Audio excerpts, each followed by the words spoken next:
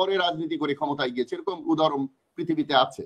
So ছোট দলগুলো যে কোনো ক্ষতি করেনি সেটা বড় কথা। আপনি দেখেন বড় বড় দলও বাংলাদেশে বিগত প্রায় 30 বছর যাবৎ কেউ জোট ছাড়া ক্ষমতায় যেতে পারেনি। উনি অত্যন্ত সংগ্রামী মানুষ, সৎ মানুষ, এবং এই জুলাই আগস্টের বিপ্লবে উনি রিস্ক নিয়ে কাজ করেছেন। বিডিআর হত্যার বিচার সঠিকভাবে তদন্ত হচ্ছিল না বলে প্রতিবাদ করেছেন। এই ধরনের লোকদেরকে, অফিসারদেরকে পিএনজি করা এক ধরনের পাপ। আমাদের দেশে একটা প্রচলন আছে যে একটা পারসেপশন তৈরি হয় নির্বাচনের আগে। তাজ হাসমি ভাই কথাটা খুব খেয়াল করবেন, একটা পারসেপশন তৈরি হয় উমুকে তো পাস করে যাবে, তাহলে আমার ভোটটা ফেলওয়ালাকে দিয়ে ভোটটা পচায় লাভ কি? এই যে একটা চিন্তাধারা, দর্শন, এটা একটা মারাত্মক ভুল। এটা হলো ওই যে দুধের পুকুর বানাবে, সবাই পানি দিল, যে একজন সবাই তো দুধ দিবে আমি পানি দেই, ওইরকম অবস্থা। সবাই যে ভাবে যে আমার ভোটটা পচে যাবে, তারা যদি ভোটটা ওই পচে না যাওয়ার চিন্তা করে দিত তাহলে হয়তো ও পাস করে যেত।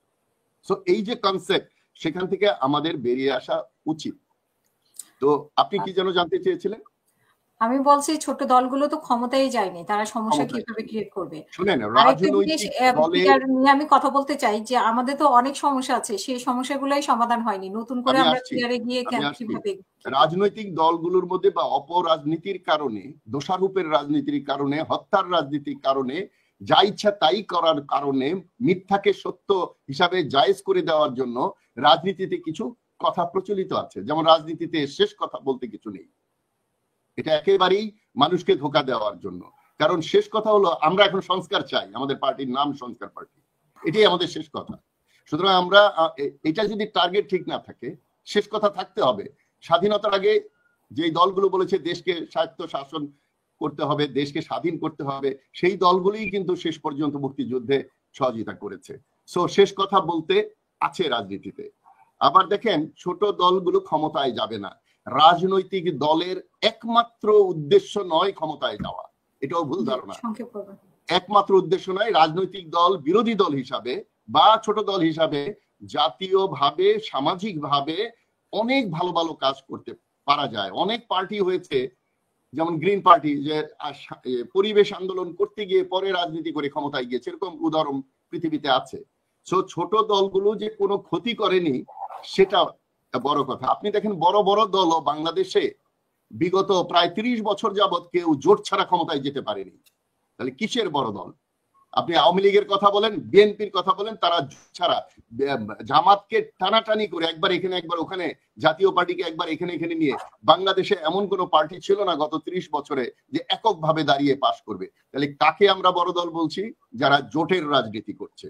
সুতরাং আমি মনে করি ছোট দলগুলোর নিয়ে আমরা যে জাতীয় সংস্কার জোট করেছি, সেখান থেকে একটা ভালো রেজাল্ট আসতে পারে।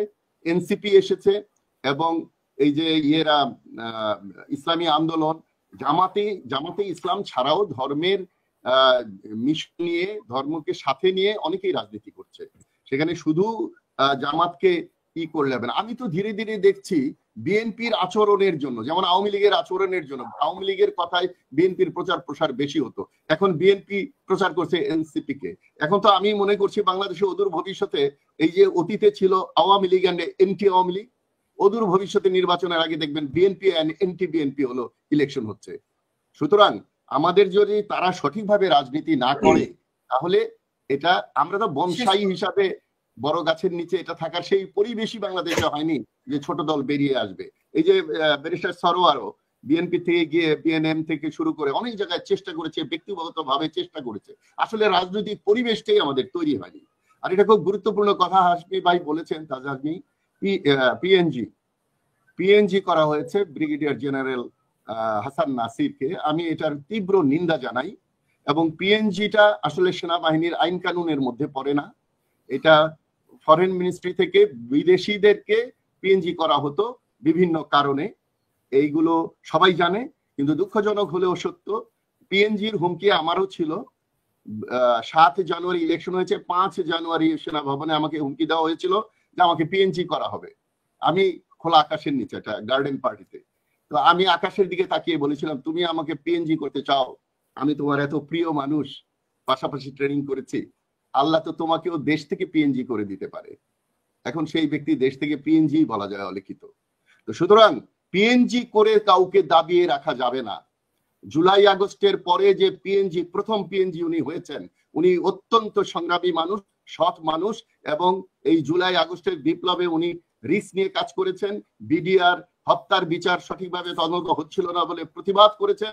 এই ধরনের লোকদেরকে, অফিসারদেরকে পিএনজি করা এক ধরনের পাপ।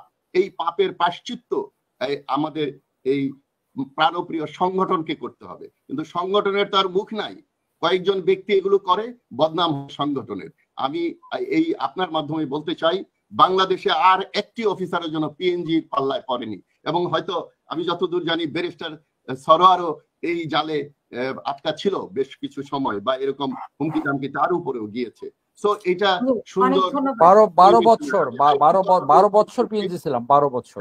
আরেকটি কথা বলে শেষ করছি, সেটা হলো ওই যে সেনাবাহিনীতে রাজনৈতিক কার্যকলাপ বা কথা বললে চাকরি থাকে না, এটা এগ্রিড। কিন্তু কোন রকম বেসামরিক ব্যক্তির ব্যর্থতা ছাড়া সেনা ছাউনি থেকে কেউ এসে দায়িত্ব নিতে পারে না। যদি আমাদের সুশীল সমাজ, পলিটিক্যাল সমাজ, তারা যদি সংঘবদ্ধ থাকে, দেশের প্রতি দায়িত্ব বোধ থাকে, তারা যদি নিজেরা মারামারি কাটাকাটি করে পরিবেশ নষ্ট না করে, তাহলে কোনো ক্রমেই কোনো সুযোগেই এই উর্দিপড়া সেনারা এখানে আসে না। এবং সেনা বাহিনীর কেউ এটা পছন্দ করে না, 2-1 জন ছাড়া, যারা এটা। আর 5ই অগাস্টের থেকে 8ই অগাস্ট এই উর্দিপড়া লোকদেরই দেশটাকে ধরে রাখতে হয়েছিল। সুতরাং আমি মনে করি একচেটিয়া ভাবে ওটা দোষারোপ না করে ওই পরিবেশের সম্মুখীন যেন আমরা না হই। আমাদের এই যে একটা জাগরণ হয়েছে তরুণদের মধ্য দিয়ে, সেই জাগরণ যদি সঠিক রাস্তায় থাকে, তাহলে হয়তো বাংলাদেশে আর কখনোই সামরিক শাসন বা সামরিক বাহিনী দিয়ে দেশ শাসন করতে হবে, এটা লজ্জার। এটা আমরা ব্যক্তিগত ভাবেও পছন্দ করি না, সামরিক অফিসারও এটা পছন্দ করে না, কিন্তু আমাদেরকে যেন বাধ্য না করা হয়। সবাইকে ধন্যবাদ।